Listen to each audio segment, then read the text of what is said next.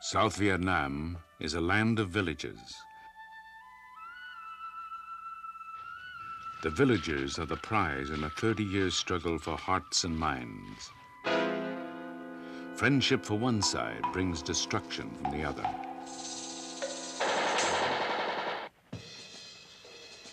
The U.S. wins the village war, but loses South Vietnam.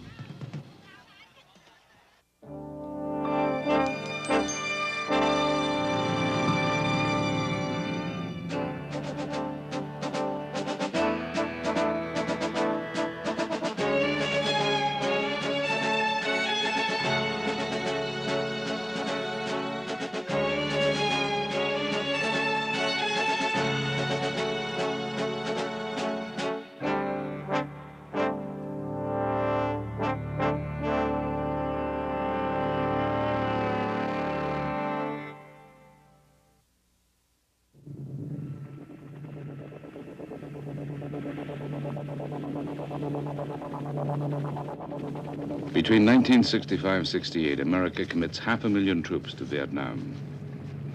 The main strategy is to search out communist forces and destroy them.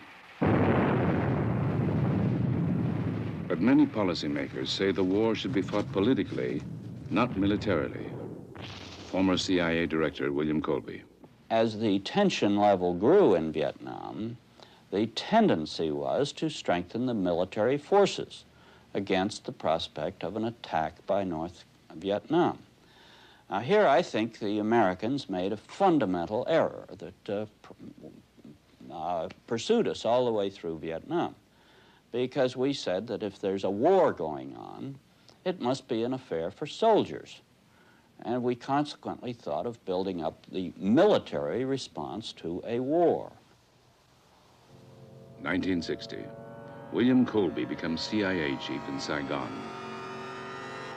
He helps the government develop a program of rural self-defense.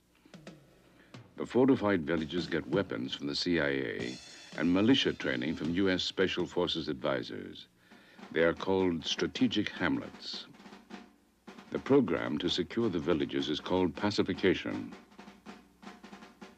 But few villages resist the guerrilla attacks.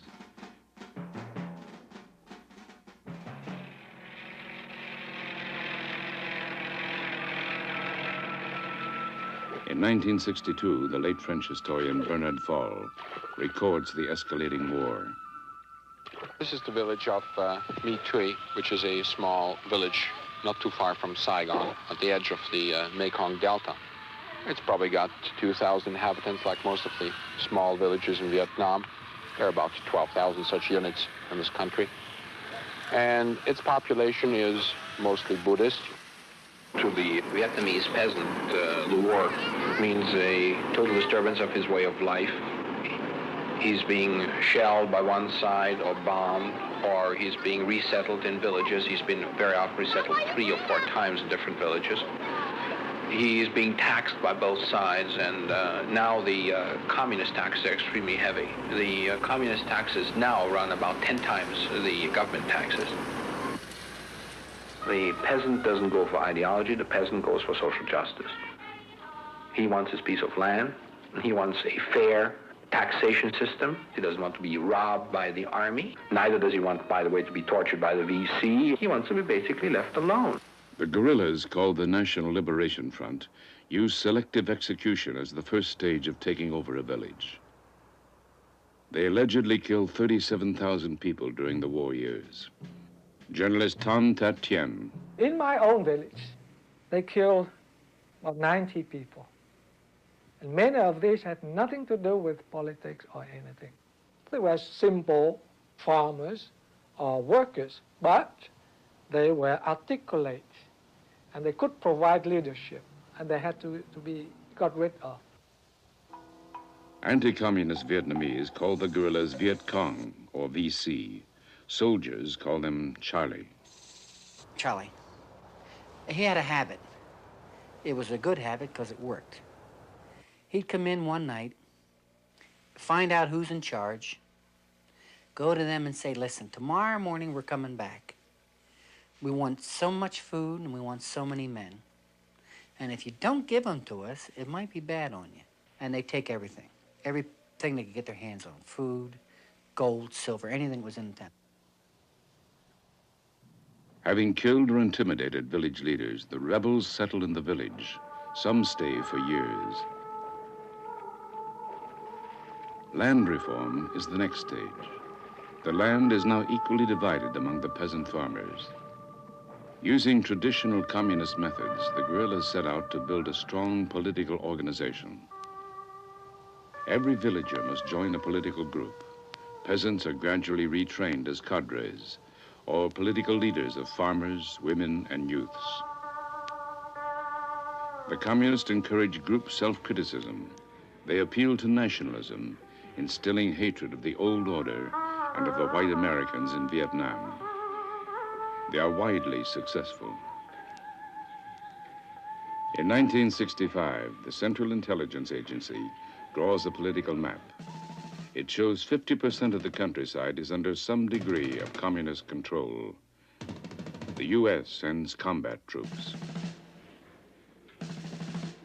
For the Saigon government, the battle for the villages is the most important front of the war. President Nguyen Van Thieu. The whole thing consisted that how to recapture the people from the hand of Viet Cong, the communist, and to promote, to help them to promote a better life. So I think the better life and the prosperity in the countryside, which compose 95% of the people in the country, is the best weapon against communists. 1965. Village operations combine military and psychological tactics.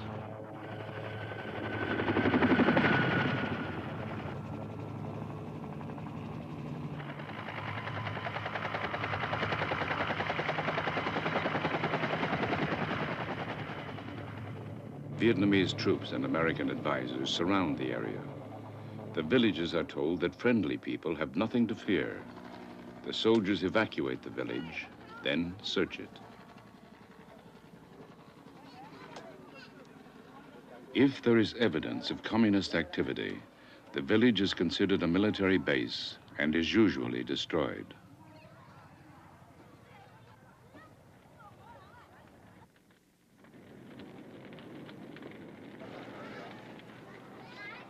Press critics see pacification as cruelty to civilians. The U.S. commander, General William Westmoreland, says that picture is distorted.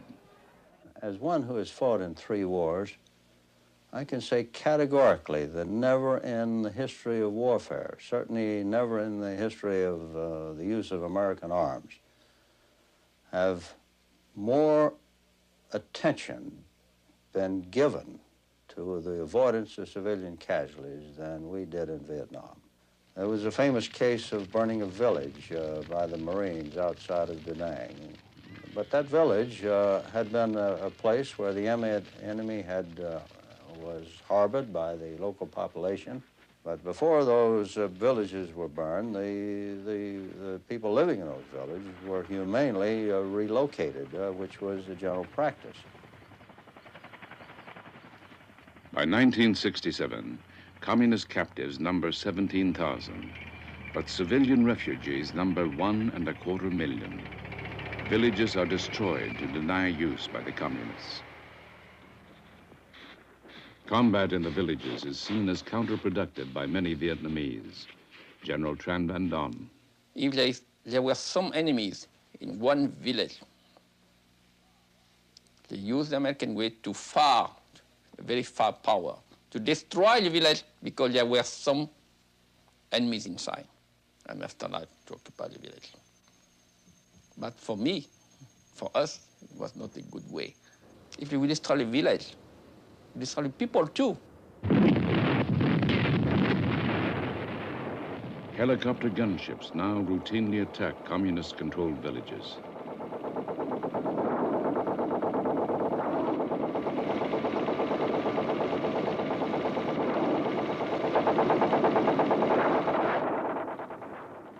The communists portray pacification as brutal war on a helpless population.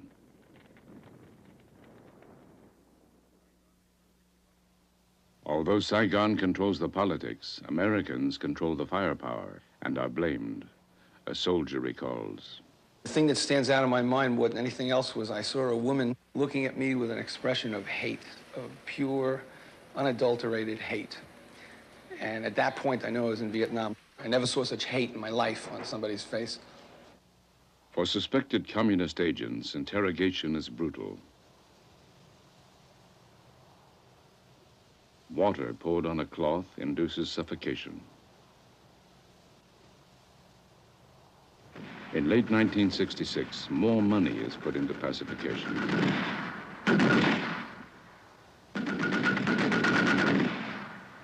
Suspect villages are promised amnesty. My dear fellow citizens, we came here today to begin an operation aimed at clearing this area and mopping up the hidden Viet Cong, to bring security to all of you. We understand that among you there are some who have naively listened to the Viet Cong propaganda and have joined the rebels. Among them are some of your husbands, your brothers. So please advise them to come back. We are ready during this pacification program to admit them back to society and to assist them. You can help us. One program is called County Fair. We'll give him some cough syrup and some nose drops. This will take care of his cold, okay? It combines military operations with medical care, food handouts, entertainment.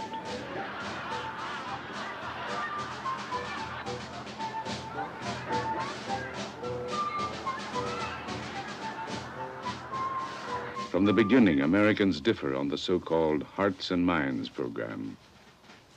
Ambassador Henry Cabot Lodge is optimistic. In 1965, Lodge foresees U.S. forces giving pacification a new push. Soon after, Defense Secretary Robert McNamara visits Vietnam. He calls pacification the key factor, but judges it a basic disappointment. He warns that extraordinary imagination and effort should go into changing the approach.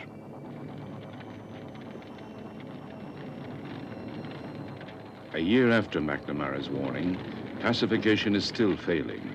By now, 1 in 12 of South Vietnam's population are refugees.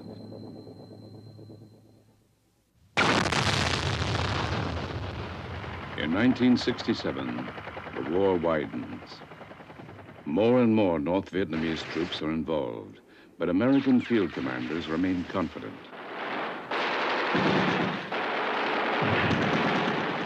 The Americans largely contained the communist regulars to border areas.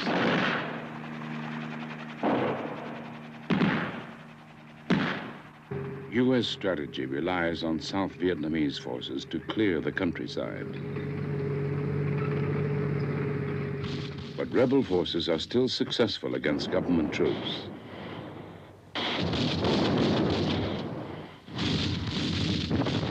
Thousands are taken prisoner.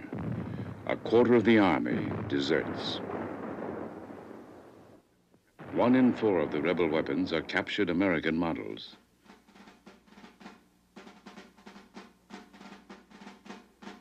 Government troops no longer move into the villages. The guerrillas boast of moving among the people like fish through water.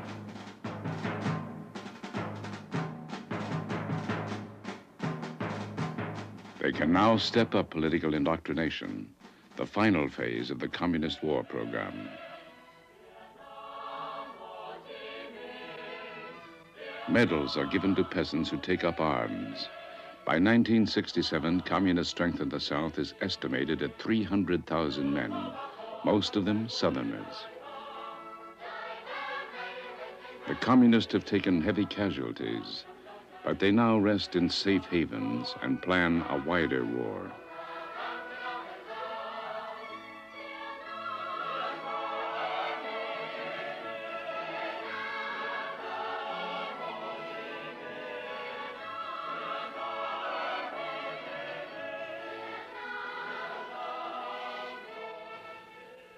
The communists enlist the peasantry in distributing supplies from the north. By 1967, almost half the guerrilla weapons are Soviet and Chinese made. At this time, 100,000 North Vietnamese regulars infiltrate South.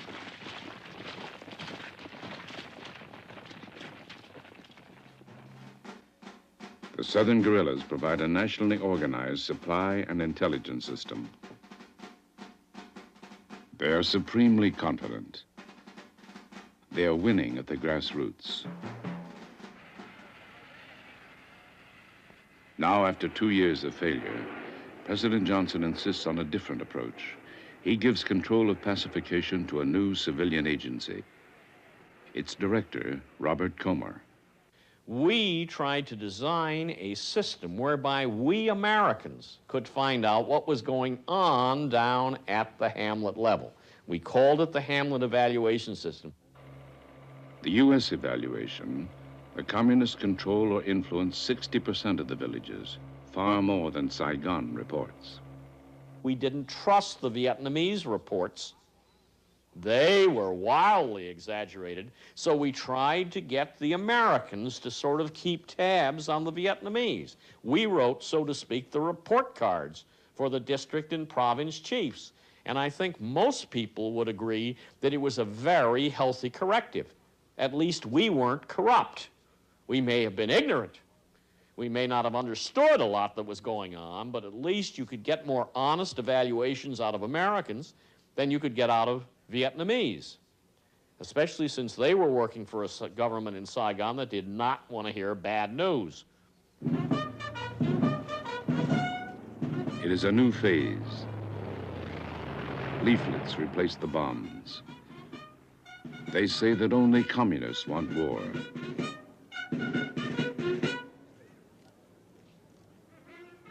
The new pacification agency is known as CORDS. It provides huge multi-purpose aid: wheat, miracle rice, pharmaceuticals, light bulbs, garbage trucks, sewing kits, machine tools, toothbrushes, and an atomic reactor. This economic aid costs $850 million, just 1/20th of the military cost.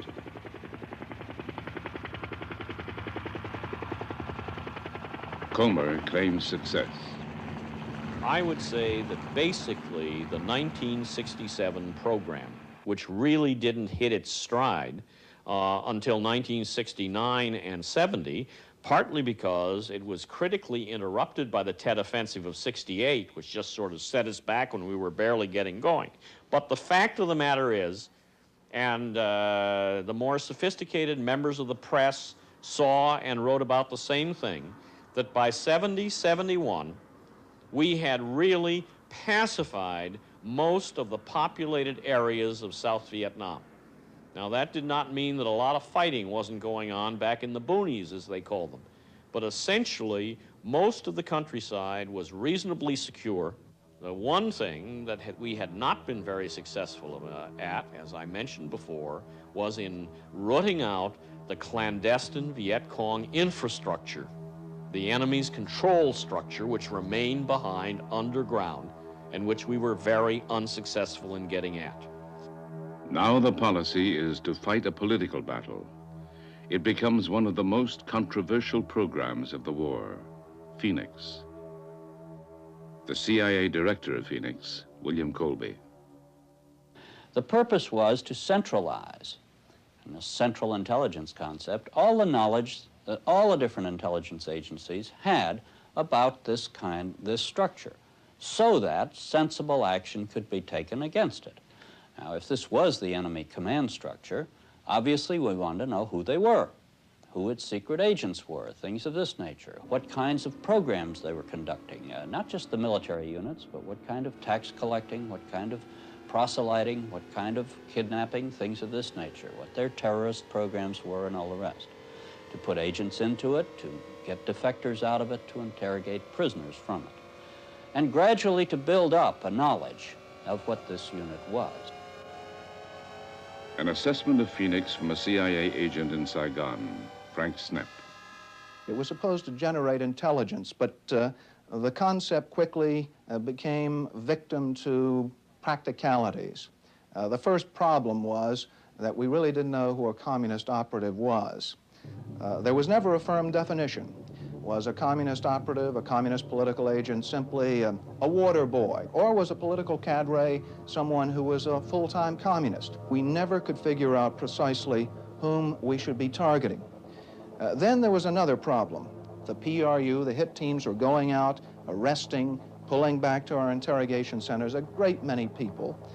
And the prisons quickly came to overflowing. To give you an idea of how the Phoenix program was targeted, I think I can conjure up an example. Let's say that a mafia chieftain was out to nail one of his opponents. He knew his opponent was having dinner in a particular restaurant in New York, and so he sends his hitmen in. The hitmen go in, they open up with a shotgun. They get the bartender, the bartender's son, a waiter. They also get the opposition figure, the target himself. Well, that's basically how the Phoenix program operated, except for the fact that, of course, it wasn't a bar or a restaurant that the hits took place in. It was a village or a hamlet. If there was a fight outside the village at night, you went out in the morning and you found that, sure enough, people had been killed on both sides in that kind of a battle. Some on your side, some on the enemy side.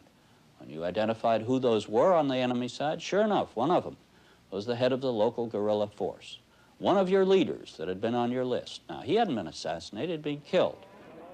William Colby testifies at congressional hearings called in 1971. The Phoenix program was not a program of assassination. The Phoenix program was a part of the overall pacification program.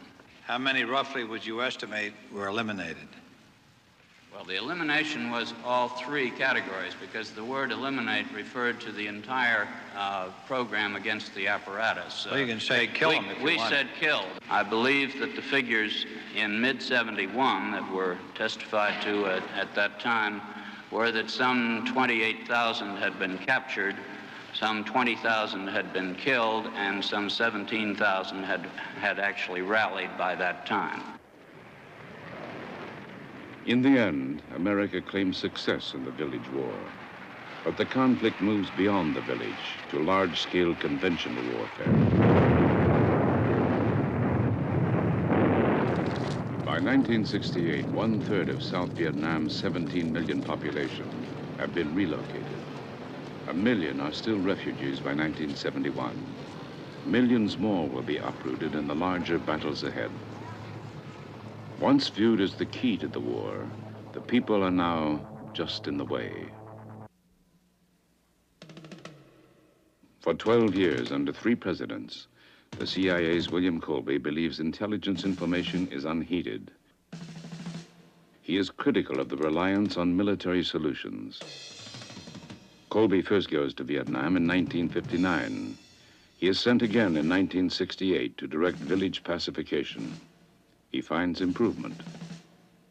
Fact was, there were provinces in Vietnam, many of them. When I went to them in 1968, when I went back to Vietnam, I would go out 2 nights a week to go out in the country and spend the night someplace, talk to our people. In 68, I would have to go to a provincial capital, ringed with barbed wire, with tanks. You'd be mortared or rocketed during the night. When I went out in early 71, I could drive through the countryside in the night without any concern about safety in the same areas that had been so prohibited. Now, I think the problem was our bad perception of the nature of the war early on, and then our disgust with it, leading to our withdrawal from the military side of the equation at exactly the time the North Vietnamese turned to the pure military assault. Until the 1968 Tet Offensive, the U.S. military directs the war. Though Tet shatters U.S. public confidence, it also shatters guerrilla strength, enabling American forces to gradually secure the villages. But with 1,000 Americans dying in combat each month, there's pressure to Vietnamize the war. Saigon's army, called ARVN, is unprepared. Conscription only now begins. And it's a race to improve training, equipment, and morale before the U.S. can announce plans to withdraw. The ARVN now numbers 427,000 men, still fewer than the U.S. force. But despite America's disillusionment, President Johnson and then President Nixon pledged full, ongoing support for Saigon. Johnson, while ending his own presidency, personally reassures President Thieu.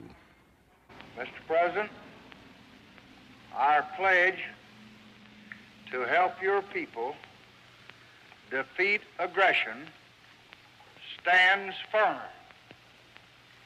against all obstacles and against any deception.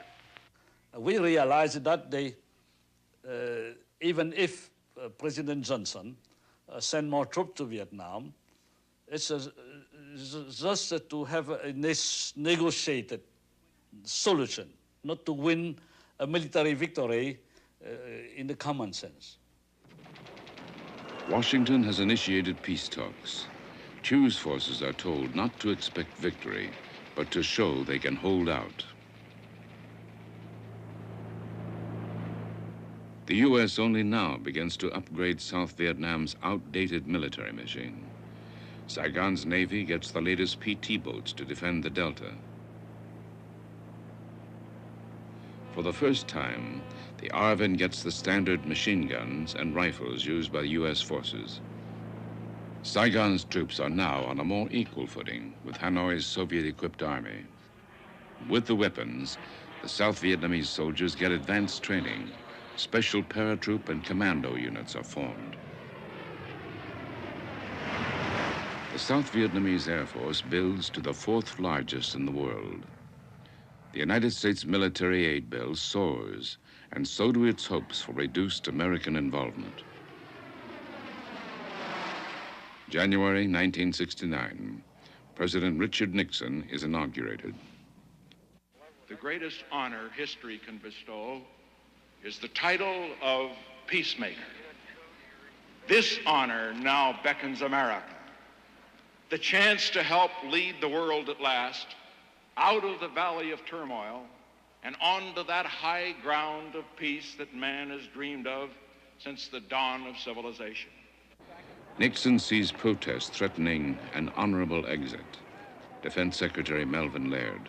When I became Secretary of Defense in 1969, we had over 550,000 young men on the ground in Vietnam.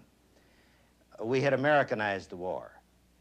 I made the decision, and I recommended to the Congress and to the President that we Vietnamize the war, we de-Americanize the war, that we get Americans out of Vietnam.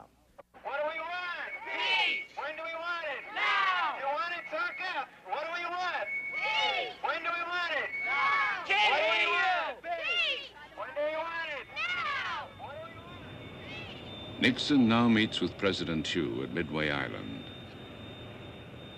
He tells Thieu that the U.S. will immediately withdraw 25,000 troops. At first, Thieu objects strenuously, but gradually accepts the inevitable. The ceremonies at Midway are a changing of the guard. We wish you well personally. More than that, the people of the United States wish your people well. We look forward to the day when they can live in peace together. Thank you. Thank you, Mr. President. Mr. President, thank you very much for your very comfortable words. Thieu believes in Vietnamization. He later distrusts Nixon, but now supports him. It's very useful. I would like to emphasize again, it's a constant duty of Vietnamese people to take over more responsibility and to alleviate the burden of the U.S. people to supporting us to defend the freedom in Vietnam. Nixon has pledged to end the Vietnam War, but he has a greater priority, ending the Cold War. He believes an enforced settlement in Vietnam is a part of this wider goal. His security advisor, Henry Kissinger, calls Vietnam a sideshow.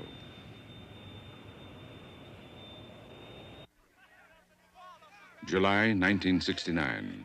Troop withdrawals begin. President Thieu is not yet alarmed.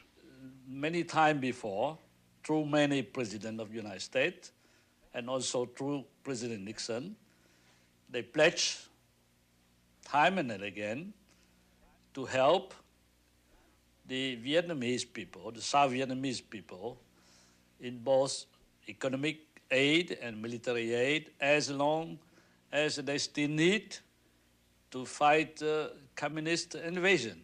So that's the reason why I trust them. South Vietnamese forces increased to almost 500,000. Thieu is encouraged. I think that the Vietnamization, if it's honestly done, it's fully done, it's a continuous one, it could be a way to prevent the collapse of South Vietnam.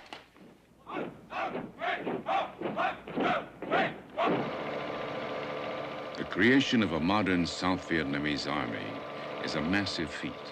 But like the American forces, it does not hold the countryside. In Hanoi, too, it is a time of change. In September '69, Ho Chi Minh dies of a heart attack.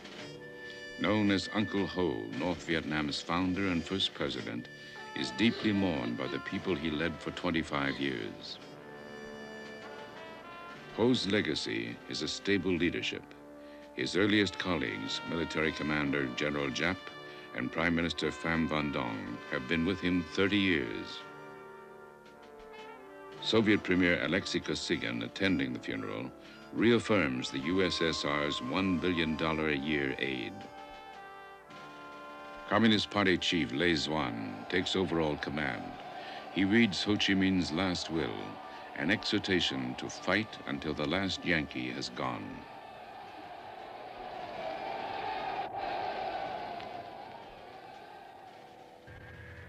After Ho's death, North Vietnamese border infiltration reduces slightly as the North concentrates on domestic rebuilding.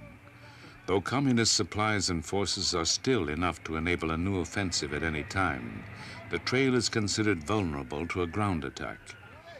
To protect the trail, the North Vietnamese establish base camps inside Laos. These are the target of Operation Lam Son, the 1971 South Vietnamese invasion. War returns to Khe Sanh. The abandoned base, scene of bloody combat in 1968, is reactivated. This will be the first test of Vietnamization. Success will give much-needed confidence to the South Vietnamese forces. The Americans will provide only supply planes and air cover as an elite South Vietnamese infantry division invades southern Laos. The objective, to sever communist supply routes. North Vietnamese war material reaches South Vietnam through Laos along the so-called Ho Chi Minh Trail. Heavy guns and large troop contingents are able to move 50 miles a day.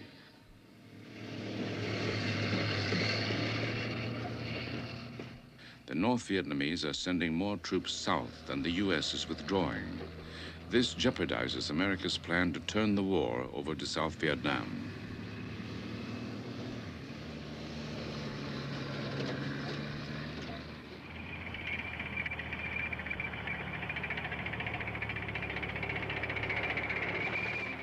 The Laos invasion has 4 phases. First, a 10,000-man U.S. force will take up artillery support positions at the border. Next, 17,000 South Vietnamese troops will advance on the crossroads town of Chep Pong. Third, the destruction of communist bases. The final phase is withdrawal.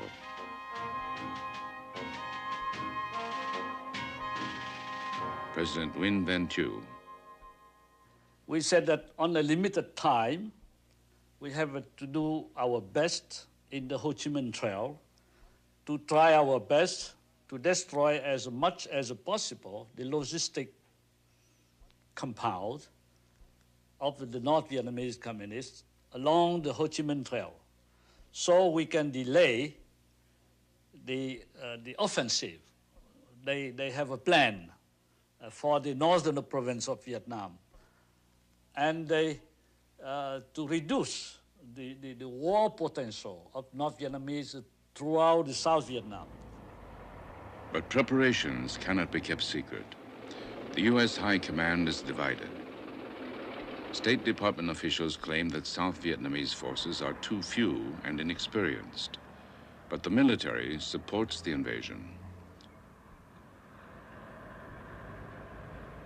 February 8th, ARVN troops start moving toward Laos.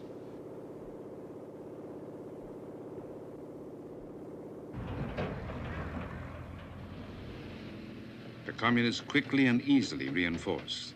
The ability to mass so many troops so quickly is a surprise to the American and Vietnamese High Command.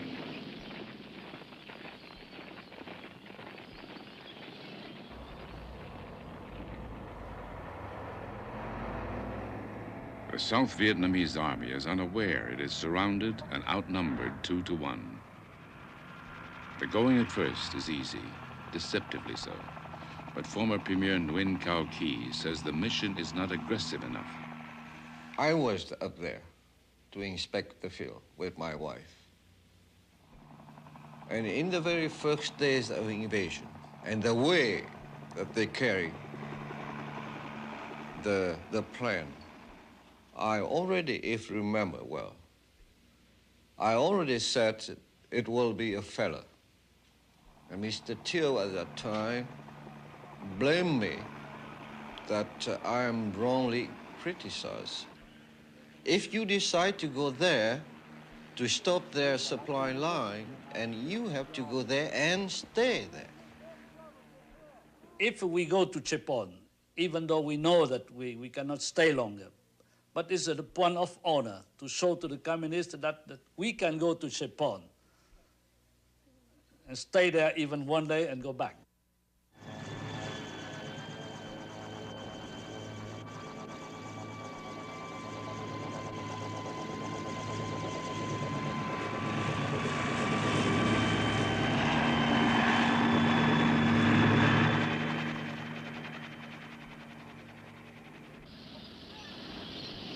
On the eve of battle, the U.S. military still supports the action. But Secretary of State Kissinger later describes it as conceived in doubt and confusion. Using U.S. helicopters, 17,000 troops vault into Laos.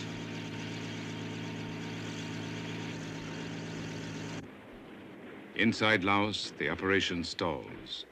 Beyond the ARVN artillery fire, the North Vietnamese are in control.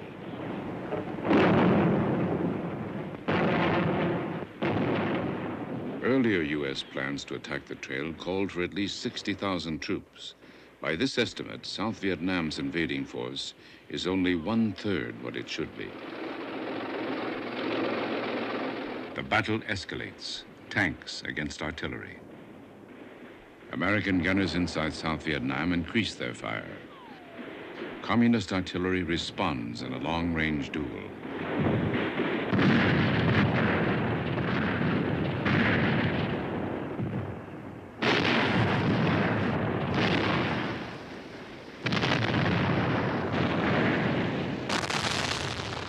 The main South Vietnamese target is just 25 miles inside Laos, but after 3 weeks, they're still only halfway there. The U.S. sends fighter bombers, but communist air defense is far tougher than anticipated.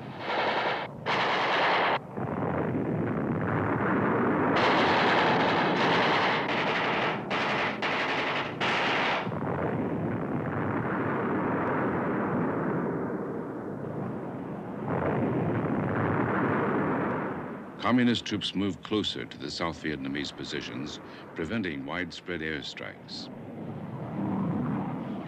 Troop helicopters take the heaviest losses. 100 are shot down. 176 Americans are killed. After After 4 weeks, the ARVN troops reached the town of Chepan, but again faced unexpected fire from Soviet ground rockets.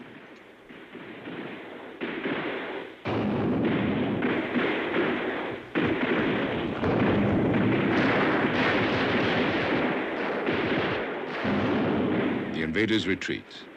Communist supply camps, the initial objective of the operation, are untouched. The North Vietnamese counterattack. Some South Vietnamese units are annihilated. The U.S. military criticizes ARVN for not holding, but President Thieu accuses the Americans of being the first to back off. Now, what went wrong is that after the first week of operation, as the Americans have suffered many casualties on helicopter pilots, and they reduce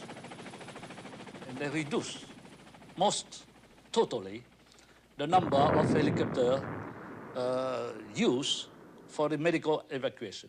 That's the reason why the Vietnamese troops cannot advance further, because they have to take care of the wounded, the dead, and that slow down the advance of Vietnamese troops deeper in Laotian territory, and that give advantage to the North Vietnamese troops to react. The Lam Son operations was a failure because of planning, because the operation itself was unnecessary. If you send your troops to make an enclave to draw the communist troops and then destroy them, yes. But just to go there, in that jungle area for a promenade, what for? What for? The failure in Laos severely damages the military command structure. Many of the best officers are captured or killed.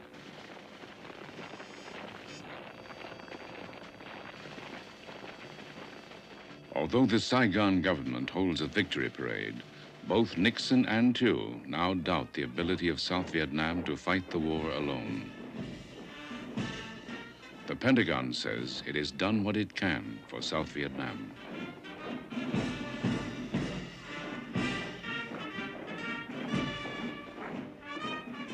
Secretary of Defense Melvin Laird.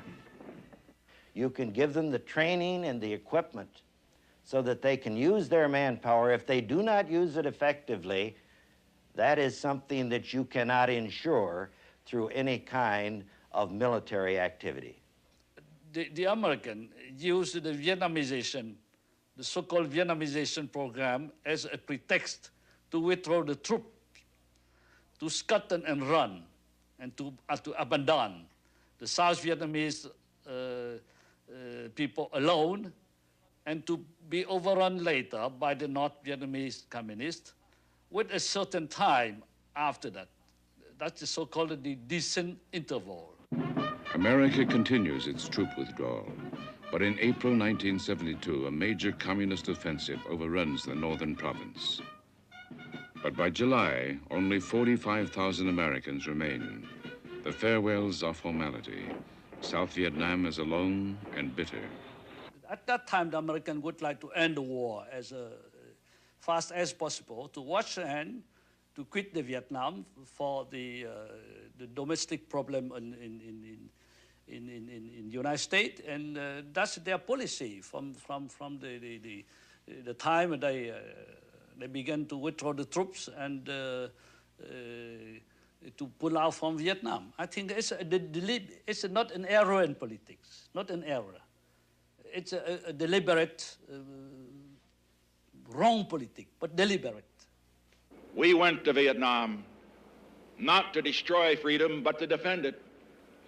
We went to Vietnam not as an aggressor, but to stop aggression. And history will record that the American effort in Vietnam was a good cause. honorably undertaken and honorably ended.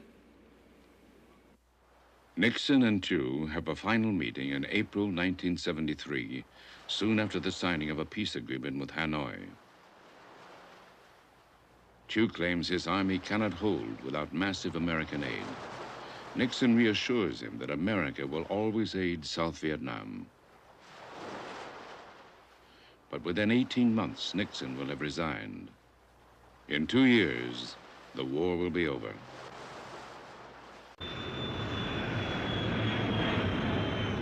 South Vietnam obtains the most sophisticated weaponry in Asia. This is part of a special $1 billion military aid program called Operation Enhance. It comes just before the signing of the Paris Peace Accords. But without future replacements, the new array of jets, tanks, and guns will be useless. President Thieu's Minister of Economic Development, Nguyen Thien Hung. Vietnamization has very serious flaws. First, that it did not cope with the reality of Vietnam. Shall I say that Vietnamization was carried out the American way, Americanized Vietnamization. You know, the forces were trained, were equipped just like a regular U.S. division with tanks, artillery, helicopters, so on. Which means that you reinforce the South Vietnamese dependence on American supply. American doubts are reinforced by misuse of facilities. Scores of former American camps are supposed to be used by the Vietnamese military, but many camps are looted.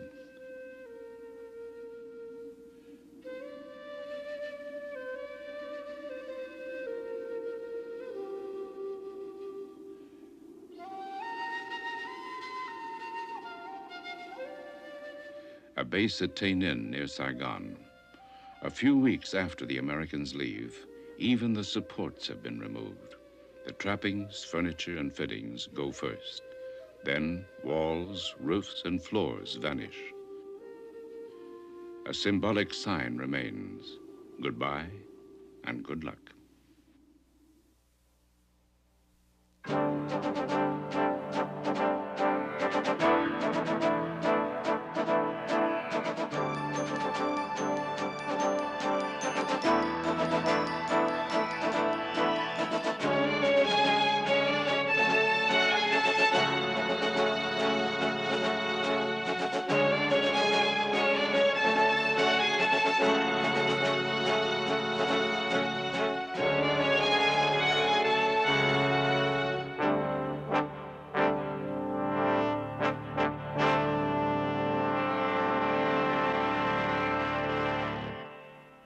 Grew in Vietnam, the tendency was to strengthen the military forces against the prospect of an attack by North Vietnam. Now here I think the Americans made a fundamental error that pursued us all the way through Vietnam, because we said that if there's a war going on, it must be an affair for soldiers. And we consequently thought of building up the military response to a war. 1960, William Colby becomes CIA chief in Saigon. He helps the government develop a program of rural self-defense. The fortified villages get weapons from the CIA and militia training from U.S. Special Forces advisors. They are called strategic hamlets. The program to secure the villages is called pacification. But few villages resist the guerrilla attacks.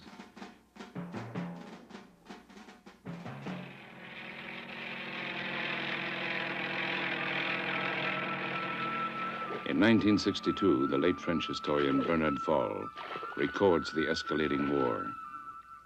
This is the village of My Thuy, which is a small village not too far from Saigon, at the edge of the Mekong Delta. It's probably got 2,000 inhabitants, like most of the small villages in Vietnam. There are about 12,000 such units in this country. And its population is mostly Buddhist. The people from the hand of Viet Cong, the communist, and to promote to help them to promote a better life. So I think the better life and the prosperity in the countryside, which compose 95% of the people in the country, is the best weapon against communists. 1965. Village operations combine military and psychological tactics.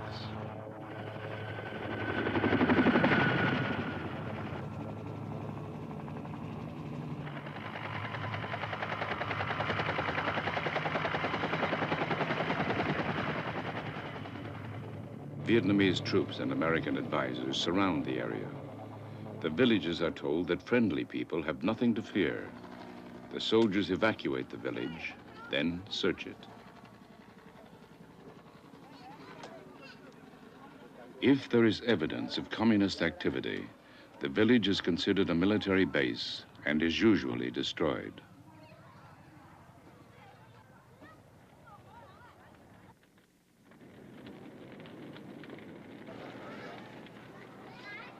Press critics see pacification as cruelty to civilians. The U.S. commander, General William Westmoreland, says that picture is distorted. As one who has fought in 3 wars, I can say categorically that never in the history of warfare, certainly never in the history of the use of American... To the Vietnamese peasant, the war means a total disturbance of his way of life. He's being shelled by one side or bombed, or he's being resettled in villages. He's been very often resettled 3 or 4 times in different villages. He's being taxed by both sides, and now the communist taxes are extremely heavy. The communist taxes now run about 10 times the government taxes. The peasant doesn't go for ideology, the peasant goes for social justice. He wants his piece of land, and he wants a fair taxation system. He doesn't want to be robbed by the army. Neither does he want, by the way, to be tortured by the VC. He wants to be basically left alone. The guerrillas, called the National Liberation Front, use selective execution as the first stage of taking over a village. They allegedly killed 37,000 people during the war years. Journalist Tan Tat Tien. In my own village, they killed about 90 people. And many of these had nothing to do with politics or anything. They were simple farmers or workers, but they were articulate, and they could provide leadership, and they had to be got rid of. Anti-communist Vietnamese call the guerrillas Viet Cong, or VC. Soldiers call them Charlie. Charlie. He had a habit. It was a good habit because it worked. He'd come in one night, find out who's in charge, go to them and say, listen, tomorrow morning we're coming back. We want so much food and we want so many men. And if you don't give them to us, it might be bad on you. And they take everything. Everything they could get their hands on. Food, gold, silver, anything that was in the town. Having killed or intimidated village leaders, the rebels settle in the village. Some stay for years. Land reform is the next stage. The land is now equally divided among the peasant farmers. Using traditional communist methods, the guerrillas set out to build a strong political organization. Every villager must join a political group. Peasants are gradually retrained as cadres, or political leaders of farmers, women, and youths. The communists encourage group self-criticism. They appeal to nationalism, instilling hatred of the old order and of the white Americans in Vietnam. They are widely successful. In 1965, the Central Intelligence Agency draws a political map. It shows 50% of the countryside is under some degree of communist control. The U.S. sends combat troops. For the Saigon government, the battle for the villages is the most important front of the war. President Nguyen Van Thieu. The whole thing consisted that how to recapture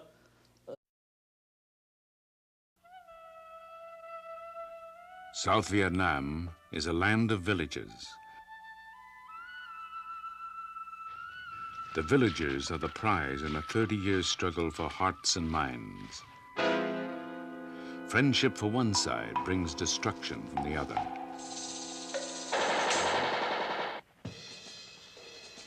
The U.S. wins the village war, but loses South Vietnam.